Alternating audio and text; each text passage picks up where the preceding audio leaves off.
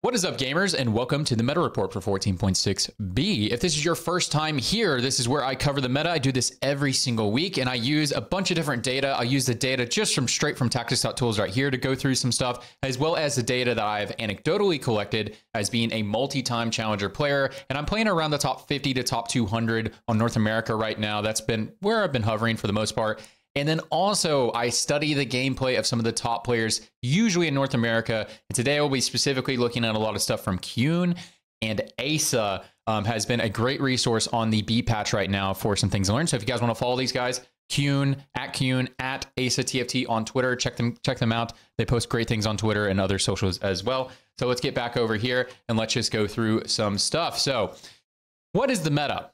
Let's just give a little bit of overview of the meta. The meta, if you're confused, if you're really lost, it is a reroll meta with Fast 9 as well. So if you can Fast 9, which we'll talk more about that in a minute, meaning you have some econ augments with a really strong opener and you can look like you can Fast 9, that's a great strategy. And if you can't Fast 9, you're usually looking to reroll a handful of comps. It is usually not best to play a 4-cost based comp unless you are playing around Faded and you're playing around Syndra. And that is just because Faded is so strong and can get you to that level 8 comp. It's very, very, very difficult to play around units like Kaisa, units like Ashe, and stuff like that. You can, and we'll talk a little bit, especially about Kaisa, but it's just difficult. It's best to just reroll or Fast 9. So before we talk about the rerolls, let's talk about the Fast 9 strategy. Since I already brought it up, let's go over to Kuhn.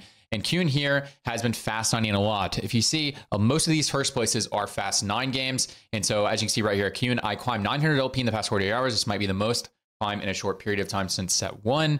And a lot of this games, I reviewed his games. A lot of them are just the Fast 9 stuff. So what is the Fast 9? So let's show it to you guys. Here is the Fast 9 board. How do you actually achieve it? So how do you get here? And here's the board. How do you get here? You need a very strong opener, and then additionally some econ augments or some encounters that enable you to get here, like the Kha'Zix encounter, where it's cheaper to level up, or there's just a lot of gold injection, like it's like a gold subscription game, and also a gold opener, and you'll have a strong opener, then you could do it. If not, you probably need like an economy augment with a very strong opener, which is, you know, I don't know, Raining Gold. Richer isn't in the game anymore, but you guys know all the augments that give you a lot of gold. Then you need to play some of those. And this is the ideal board that you want to look for. Obviously, every game you can't hit the perfect board, but this is what you want to aim for. This is what you want to put into the team planner on your roll down. And the carries are going to be Azir and Hui. So if you want to look to Fast 9, you definitely want to build around AP items. It is very difficult to main carry a Wukong. He's the only real AD carry in this comp. The AP carries in this comp, you have Azir, Hui, Rakan, Udyr. I mean, they definitely made a little bit of a mistake that all the in-game carries are all AP, except for really just Wukong. But Wukong needs more of a specific setup with Sage and Heavenly for him to really, really, really be your main carry. So we're going to aim for Azir and Hui, and just items on Hui and Azir, just going to be some AP items. But you see the items I slammed here are just like general good items, good for tempo. Like Static Shift is going to be great for tempo. Static Shift combo to the Rage Blade and a Gunblade. That's like, those are like win more type of items. You're always going to need a Morello in your comp. And then Sojin's a great slam as well, super flexible throughout the game. And so, yeah, you're going to look for a board that looks like this, take economy augments, and then just make sure you have enough gold to roll for something that looks like this. You'll probably need like 70 gold or so to find this specific board. You should be good to go. So that is the Fast 9 strategy. And next up, we're going to talk a little bit about, actually, let's do Asa's thing real quick. We'll go back over to the bookmarks and we'll talk about Fine Vintage before we actually go through the list, because this is not going to be on the data. This is not going to show up in the data. But let's look at Asa's little guide on Fine Vintage here. I think it'll just do it justice here. So 5 tips for Fine Vintage. This is a silver augment. This is the augment that turns your items on your bench into support items. So here's the guide on how to do it. And again, follow Asa. I learned this from Asa. I didn't learn this myself. So guys, check out Asa. So 5 tips for this. Always take. It's very strong if offered to you. And you want to take this on 3-2 normally, but you'll never sack on 3-2 as Asa says here. You want to start sacking on 3-5 so that it'll proc on your wolves, and then it can be easier to design your team. The third thing, play full DPS boards on neutrals. You have very little time. And then 4, here's what we need to do. This is the important part. What items are you prioritizing whenever your items rotate into support items? We want to prioritize ZZ Rot, Aegis, Randuin's, then Virtue. So the idea of this comp is to create kind of like a fortress and and your team is going to carry just off of a lot of stats. Either your ZZ Rots are going to carry, or the units that you put into the fortress are going to carry. You're building like a little castle. And so, and then here we have 4B right here. Zeke's, Locket, Chalice are less value since it's hard to position for them.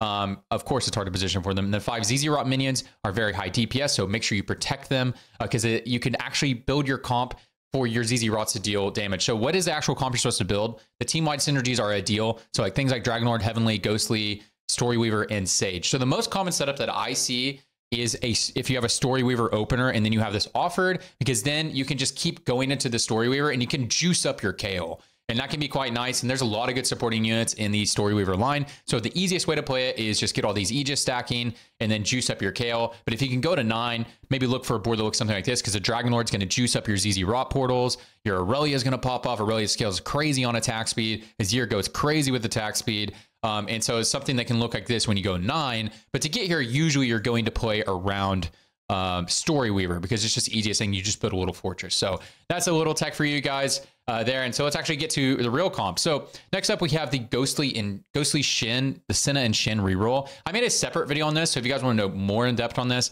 you guys can check out that video. I'll leave it in the end card of today's video. But yeah, I'll go a little bit more in depth in that, but I'll talk about it here right now. So the idea of this comp is just you look for the Senna board, which is very similar to the Gnar board, except for you don't play Gnar and you play Alawi essentially, and you play Shin on your board. So it's very similar to the Gnar reroll build if you guys played before, but the 3 stars you're going to be looking for are Shin and Senna, and you just want to jam as many Ghostlies as you can. It's going to be a 4 Ghostly, 3 Ink Shadow, 2 Sniper board is what you'll be rolling for on 6, and you want to roll for 3 stars. So if you're contested for this comp, you don't have to roll for the 3 stars. You can push levels and then swap out Senna for Kaisa, but it's usually just better to reroll. If you're uncontested, go for the reroll. Take augments like Featherweights, 2 healthy can be very good. And then any of the economy reroll augments like 2 for 1 obviously can be very good. But just make sure you're not contested. And when you push levels, you just jam more Ghostly. You want to get up to 6 Ghostly, and hell, if we can get to 8 Ghostly, awesome. And then you end up capping your board with things like Udyr and Set, because you can swap out your Jax for Udyr and then pop in a Set. And if you get a Set 2-star, it's very, very, very strong. So if you can get to 9 and get your legendaries, then you'll be good to go. You can even cap on things like Lysandra and stuff like that too. Going through some of the other comps that are most popular and performing well. Obviously, Storyweaver, Vertical, very strong. It's just strong because the tempo you get early is so good. And then you can item hold with things like Bard, who's very strong in the mid game. And then eventually cap your board around Dragonlord and Aurelia and around 5 to 7 Storyweaver, and you'll be good to go. Really easy to play. Strong suit of it is just the tempo that you get from it. And as you can see, Fine Vintage in here. This is the best Fine Vintage comp as well as the Storyweaver variation. Next up, we have Mythic, Kog'Maw, and Cho'Gath. So you want to take this whenever, like play this comp whenever you're high rolling a lot of the units. You get a 2-star Kog'Maw and a 2-star Cho'Gath to open the game with. Then, you know, don't push levels and maybe look to play this. And you have item drops like a Tear and a Rod, and you can start looking to play this. So ideally, you want to build a blue buff. This is actually correct. A lot of times on Tactics.tools, they don't have the correct stuff. So you want to build blue buff Nashers +1 usually, and that +1 a lot of times is going to be Gunblade, but it could be Deathcap or JG even. It's not that bad. And then you want to stack your tank items onto your Cho'Gath, and you're just going to re-roll these units: Cho'Gath, Cog, Neeko, Caitlyn, and your Malphite. The most important ones are Kog'Maw and Cho'Gath, and then probably Caitlyn, then Malphite, then Neeko. It's probably like the order that it goes in. And then after that, you just jam Mythics or jam Behemoths. Usually it's best to push into the Mythic line because you get to play Lilia, which gives you Invoker, and then Nautilus is just a very strong unit, good CC unit to have in your comp. And then we can get to our Hui, and especially if you get an emblem, you can get up to 7 Mythic. So play this with reroll augments, and just if you have the opener, can be quite strong. And then you should be good to go. Here we have Storyweaver, Bard. So the Bard and Tahm Kench reroll is still very good. If I personally am not a big enjoyer of it, but if you're uncontested, you start the game with a bow and a rod, and like you start the game with a Storyweaver opener. Definitely can be very strong because the early game tempo is very good. And then you can decide mid game if you actually want to commit to the reroll or if you want to go fast 9. So this line is still very good if you guys want to play it. The Faded, Aphelios, and Thresh line. So I think the 3 most broken lines right now are Ghostly, in no order, Ghostly, Faded, and Storyweaver. That's like the best lines to play. It takes you into the most stuff, has reroll angles in it. And if you have to play for the level 8 comps, it's not so bad. So next up is Faded, Thresh, and Aphelios. This is amazing if you get a Faded emblem Also, if you get the 2-for-1 augments, reroll type augments are very good. This comp is very good. Triforce, the Triforce augment is good here too, because ideally we want to carry Aphelios and then tank our Thresh and look for that 3-star. It's definitely going to be good to play this if you see other people playing 3-cost comps like Yone or Duelist comps, then definitely can look good to do this reroll. But what's great about this comp is that if you have a Yasuo 2-star and an Ahri 2-star to open up the game, that's a very strong combination. And you can just itemize the Syndra, and if you get dropped a bunch of, or not Ahri, if you get a bunch of AP items and you see that somebody else is looking to play Aphelios, then you could just play for Syndra. And now I know I said at the beginning of this video, playing for 4-cost is not very good, but in the Fated line, you gain so much early game tempo, and the board is just so stable and so strong throughout stage 2, 3, and even early parts of 4, just playing around 3, 5, and Fated and the Behemoths. If you have Fated Crest, it's so easy because you can play 5 Fated mid game very easily without feeling like you lose a lot of value. And then we could just push to 8 and get our 7 Fated and play for Syndra. Play for Syndra to be the main carry, and then have Aphelios and Ashe, maybe be some side carries there, and you could be good to go. So yeah, if you play for Aphelios and Thresh, just build items like Rageblade GS plus damage amp like Deathblade, IE, or even red buff can be fine as well. And then if you want to play for Syndra, it's going to be blue buff. Blue buff Gunblade +1 is usually going to be your best bet. If you build a Sojin, that's perfectly acceptable as well.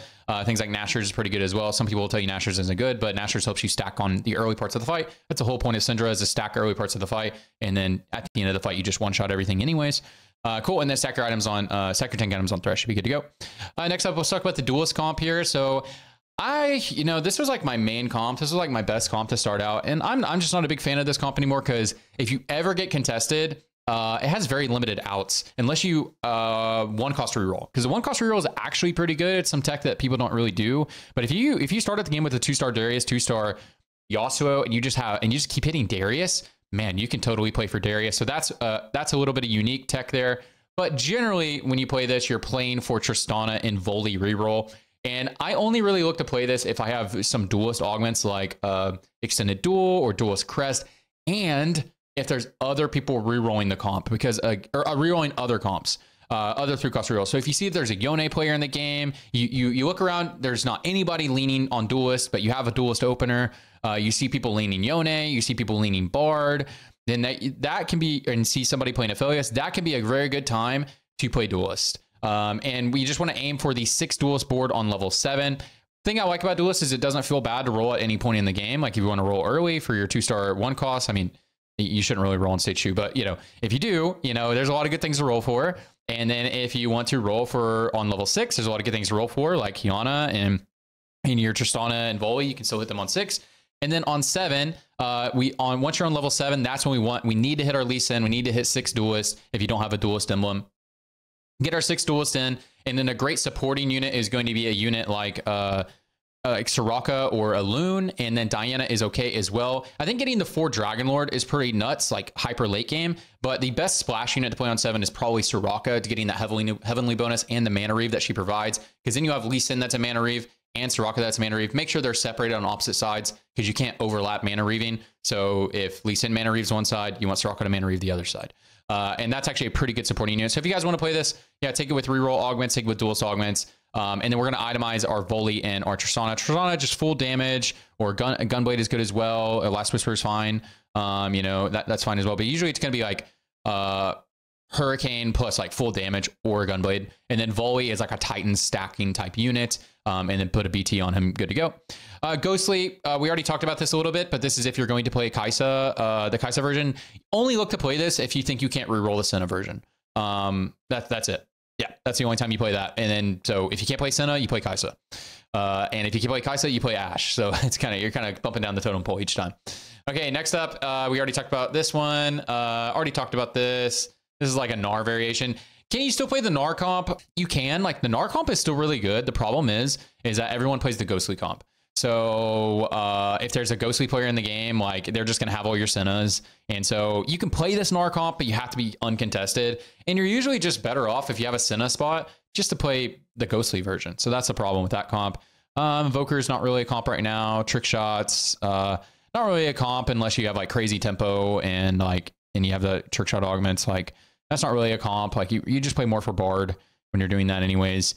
And yeah, I think that's pretty much the comps, guys. So just in synopsis, you're either fast 9ing on this patch, or you're rerolling 2 and 3 costs. And the best rerolls are going to be Ghostly reroll, Faded Aphelios Thresh, Duelist in the right spot, Bard with the high roll opener is still pretty strong, and then Yone if you have like the really good spot, like you have Reaper Emblem or Umbral Emblem. I usually like playing this with an emblem, and then like you know, you have good items for him, you know, like your Titan sacking and that sort of thing. That's pretty much it, guys. You're just doing those rerolls with your fast 9 avoid 4 cost if you can, only play them if you have to, and that's it for the meta report. Appreciate you guys. Check out my stream. That's all I got for you. See you on the next one.